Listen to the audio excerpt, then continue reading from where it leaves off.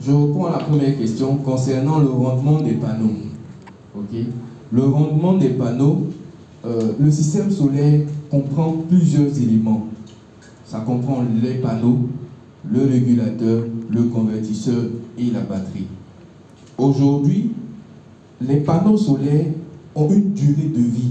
Ça veut dire que si on a installé, après 25 ans, ça ne peut pas produire la même quantité de courant. C'est pour ça qu'il est recommandé de changer les panneaux après 25 ans. Parce que leur productivité baisse.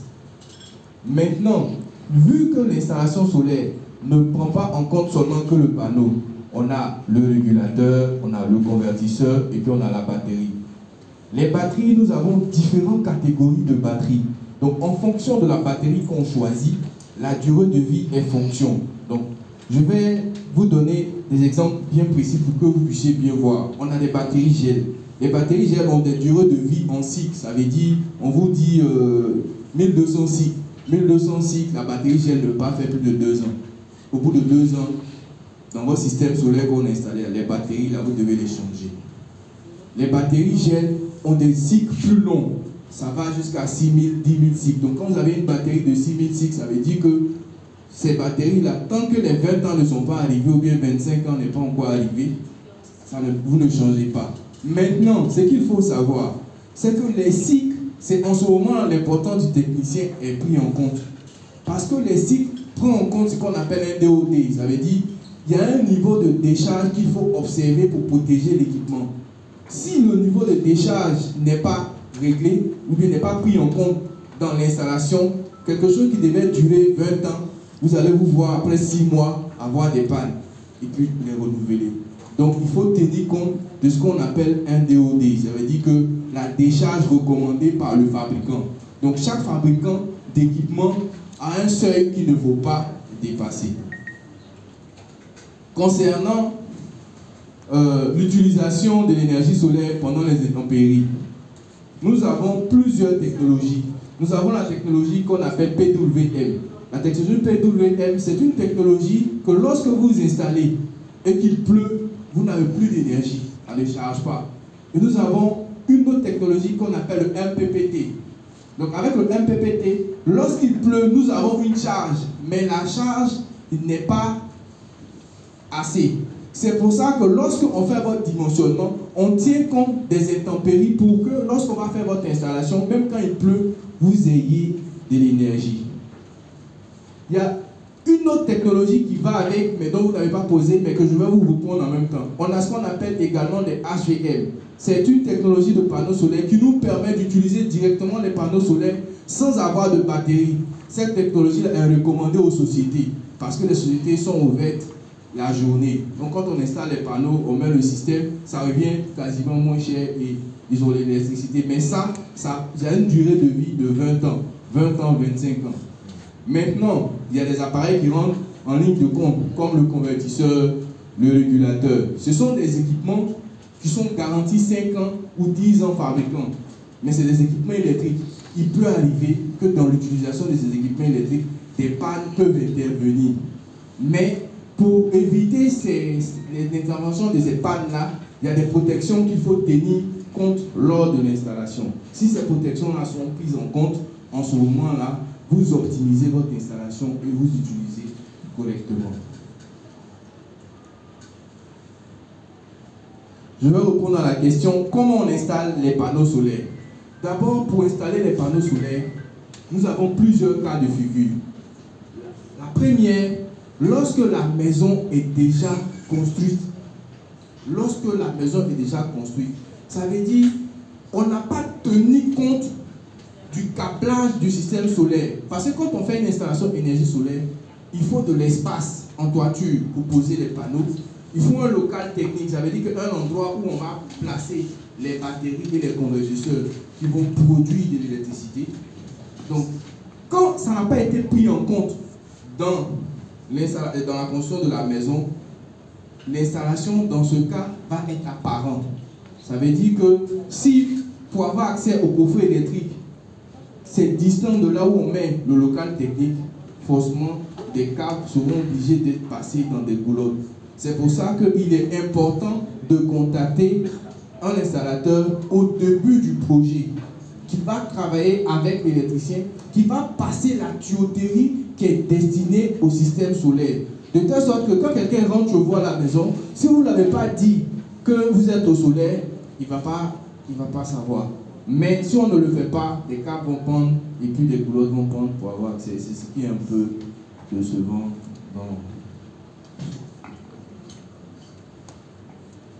Est-ce qu'il y a des droits à payer à la CIE avant d'installer?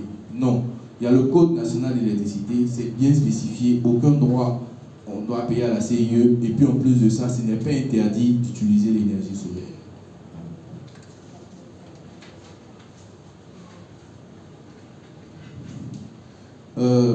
Combien coûte une installation d'une villa de 5 pièces? Ok. L'installation énergie solaire, on ne peut pas évaluer le prix par le nombre de pièces. On évalue le prix par rapport à un besoin énergétique. Le besoin énergétique, c'est quoi? Ça veut dire que, par exemple, moi, si dans ma maison, j'utilise un climatiseur, j'utilise 2 climatiseurs, j'utilise peut-être des appareils, j'ai besoin de savoir quel est le bilan énergétique. Le bilan énergétique, la quantité de courant dont vous avez besoin pour alimenter votre maison. C'est en fonction de ça que je vais pouvoir établir un devis pour vous dire, pour votre maison, là, quand vous avez 4 climatiseurs, 2 ventilateurs, 4 frigos, 5 lumières et 20 télés, en ce moment-là, j'évalue le bilan et puis je vous fais plusieurs propositions et vous choisissez ce qu'il faut. Parce que on peut avoir tous ces appareils et puis peut-être avoir une consommation, si on avait du courant, on payait 100 000 francs. Pendant ce temps que d'autres personnes peuvent avoir tous ces appareils et puis payer 400 000 francs de facture d'électricité. Donc, on tient compte de tous ces facteurs-là avant de pouvoir vous faire une proposition. Maintenant, c'est gratuit parce que ça demande des compétences techniques. C'est pour ça que quand vous venez chez nous, on a une fiche, on a notre stand qui est disponible pour tous ceux qui veulent avoir, comment on appelle ça, le bilan énergétique pour savoir quelle est la quantité, quel est le matériel ou quel est le débit dont ta maison a besoin. Cette personne peut s'approcher de notre stand pour pouvoir remplir une fiche là-bas. C'est gratuit, elle ne paye rien. Et à partir maintenant de la fiche, sur la fiche, il y a tous les appareils qu'on peut utiliser dans la maison. Quand vous remplissez la fiche, nous, on va établir un devis. Et à partir de ce devis, maintenant, vous allez choisir ce que vous voulez. Maintenant, si vous voulez avoir une fourchette de prix pour l'énergie solaire, chez nous, la fourchette de prix, c'est entre 157 000 et 50 millions. 50 millions, c'est ici. Okay. Pour une maison, en général, qui a un seul frigo, un climatiseur, 1 ou 2 frigos, un seul climatiseur, cette maison peut payer entre 2,5 millions et 4 millions. Si la personne a 2 ou 3 climatiseurs, peut payer entre 4 millions et 6 millions. Si la personne n'a pas de frigo, elle peut payer entre 157 000 et 1 million. Si la personne a un frigo, ça va dépendre entre 1,5 million et 2 millions. Mais il faut spécifier que ça va dépendre du bilan énergétique. Parce que dans l'énergie solaire, nous avons également les ampérages, le 5 ampères, le 10 ampères, le mono, le triphasé. Donc, il y a beaucoup de facteurs à prendre en compte. Et puis, il y a des conseils également qu'on peut vous donner pour que vous puissiez prendre le meilleur choix. Parce que je vais vous donner un exemple pour que vous puissiez mieux comprendre. Vous n'avez pas encore acheté votre climatiseur et vous décidez de mettre le climatiseur sur énergie solaire. Le climatiseur que vous allez acheter, il y a plusieurs modèles. Il y a les climatiseurs avec le gaz 22, on a des climatiseurs avec le gaz 410 et puis on a des climatiseurs injecteurs. Donc, tous ces climatiseurs n'ont pas les mêmes consommations. Quand nous avons un climatiseur qui prend du 22, ça veut dire que si on utilise pour dormir, simplement si c'est 1,5 cheval, ce climatiseur va nous consommer 12 kW lui seul. Si on prend un 410, si on utilise uniquement ça pour dormir, ça va nous consommer entre 7 et 8 kW. Si on prend un injecteur, on va se retrouver entre 4 et 6. Vous voyez, donc selon l'équipement, on fait déjà des économies, de telle sorte que quand on va faire maintenant le devis, ça va réduire le coût de l'investissement. Maintenant, si vous faites la comparaison, placez les anciens climatiseurs que vous disposez et puis changez, en ce moment-là, vous regardez la meilleure option. Voilà comment ça fonctionne.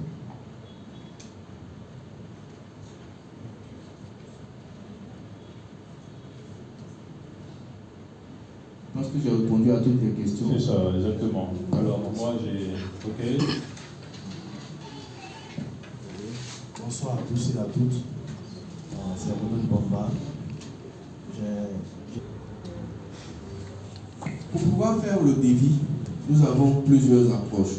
La première approche, c'est de se rendre sur le site pour évaluer nous-mêmes le besoin. À partir maintenant du besoin, on va estimer le coût. Nous avons une autre approche où le client peut nous fournir toutes les informations sur les appareils qu'il utilise.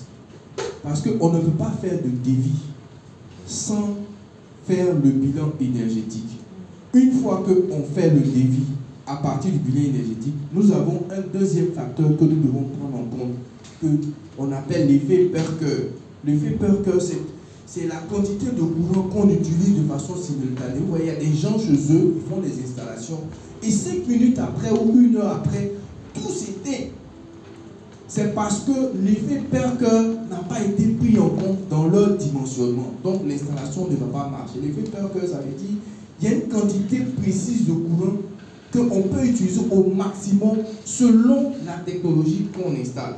Donc si par exemple vous avez installé un système que quand tous vos appareils sont en marche, ça fait 25 ampères, lorsque vous dépassez, vous êtes à 25,2, ça ne va pas faire l'autonomie qui a été prise en compte. C'est pour ça qu'il faut ce qu'on appelle, il faut dimensionner, il faut un œil d'expert.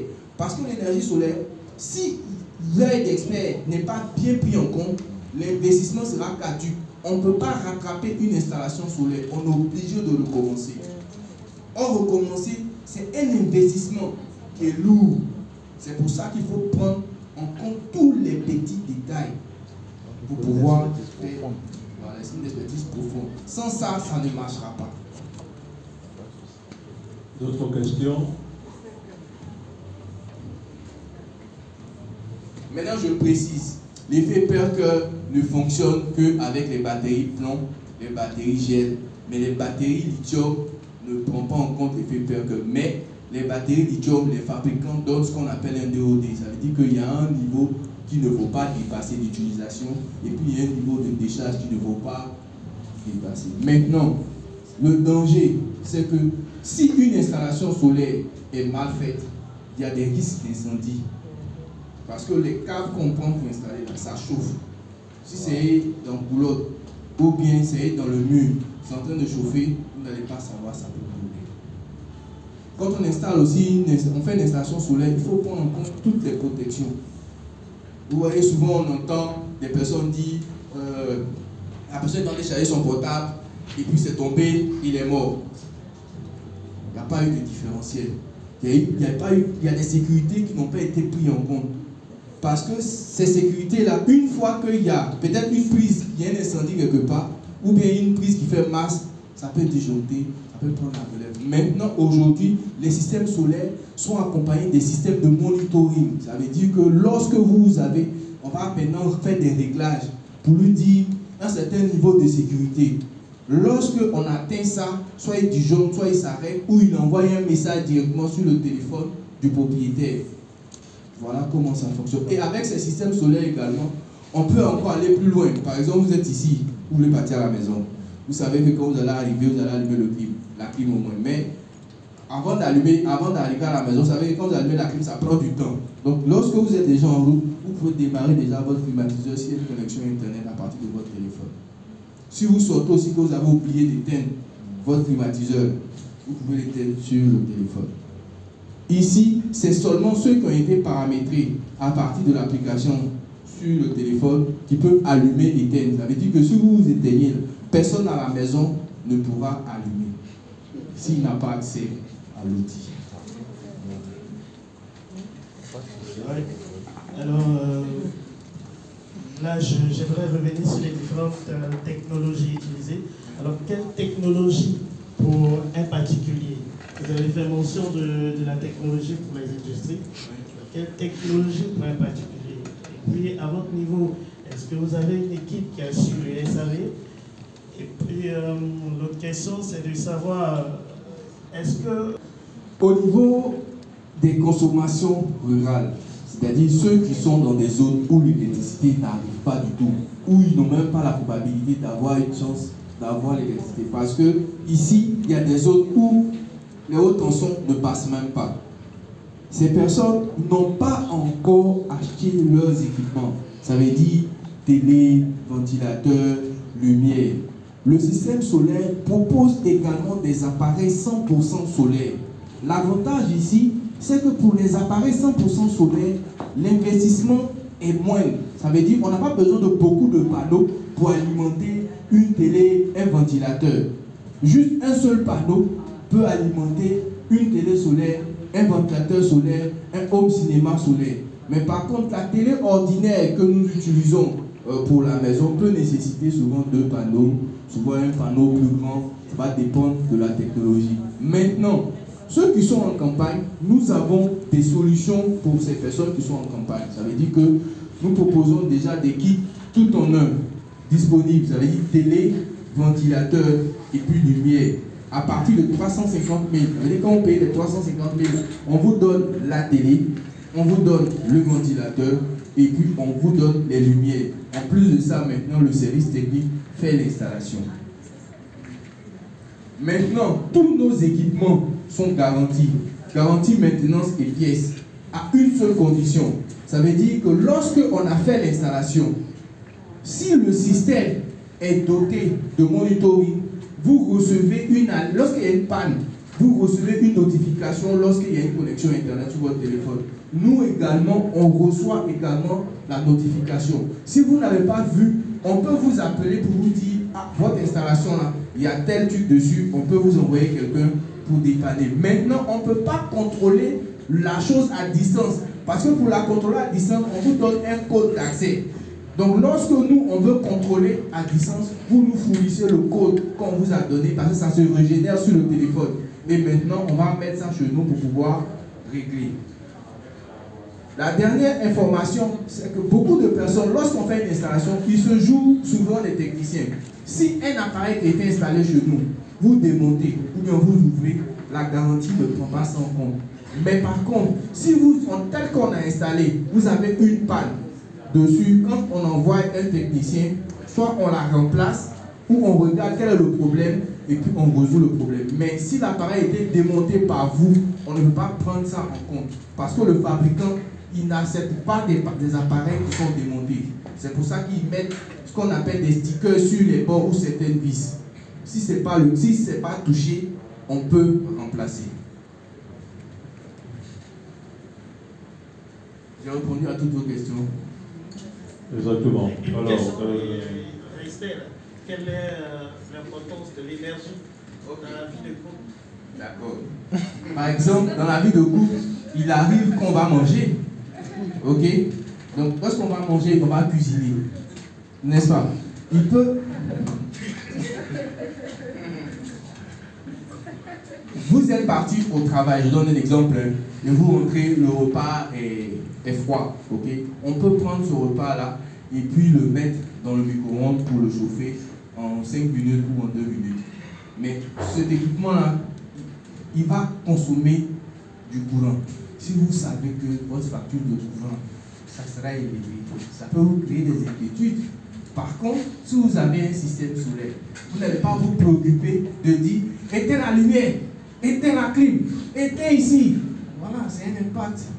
Voici un peu les impacts que l'énergie solaire peut avoir dans la vie de vous. Et comme je dis aujourd'hui, nous avons des robots. Si vous avez un bon système solaire, ça ne va pas vous déranger d'avoir des fers à repasser. Quand on passe sur ton ami là, ça devient droit. Oui, parce qu'il y a des fers à repasser de 2200 watts, de 1500 watts. Quand vous passez, ils repassent correctement. Mais ça consomme du courant. Pour laver les habits, ça ne va pas vous gêner d'avoir une machine à laver. Même pour faire des frites, parce qu'aujourd'hui, souvent, on fait des frites dans des machines, ça augmente le taux de cholestérol dans le corps. Aujourd'hui, on a des grilleurs électriques sans huile, mais qui marchent avec le courant. Ouais. Les assiettes aussi, il y a des lave-vaisselle qui existent de nos jours qu'on peut utiliser. Ça facilite en fait la vie de couple. Et puis ça réduit aussi l'indépendance en fonction du personnel de ménage. Parce que comme ce sont des machines, forcément, l'effort physique des personnes n'est pas pris en compte. Donc du coup, le boulot ou le travail qu'on a affecté à telle personne va être effectué parce que c'est une machine qui fait, et à la seule différence, elle utilise de l'électricité. Merci beaucoup. Moi, j'ai deux petites questions pour terminer. Y a-t-il des risques de conflit avec la CIE pour celui qui a installé l'énergie solaire chez lui à la maison? Et puis, est-ce qu'on peut envisager la commercialisation de l'énergie générée par une tierce installation? Si oui, à quelles conditions? Ok. Concernant l'énergie générée, on ne peut pas vendre parce que c'est un secteur dont la CIE est exclusivement propriétaire. Ça veut dire que si vous installez votre système solaire, vous ne pouvez pas vendre. C'est dans le code de l'électricité de Côte d'Ivoire. Vous pouvez installer pour vous, mais vendre, c'est interdit. Ok. Maintenant, les risques de conflit. Comme je le dis, ici on est en Afrique. Il y a du matériel solaire qui est adapté à l'Afrique et il y a du matériel solaire qui est adapté à l'Europe. En Europe, par exemple, on peut produire de l'électricité et puis revendre ça à la société d'électricité de là-bas. Chez nous, on ne peut pas. Donc, du coup, il te faut un équipement dont la CIE et le solaire peuvent cohabiter, de telle sorte qu'il n'y a pas de conflit. Si vous n'avez pas un équipement adapté, bien sûr, ça va créer des problèmes, comme par exemple, vous allez avoir des appareils qui vont se griller quand on va faire l'installation. Merci beaucoup, merci. Ok, on va innovationner. Merci beaucoup. J'ai compris que le directeur commercial et marketing de l'ANA a suivi ce chapitre avec beaucoup de concentration. Est-ce qu'au niveau de l'ANA, justement, il est prévu ce genre de dispositif là dans des maisons que vous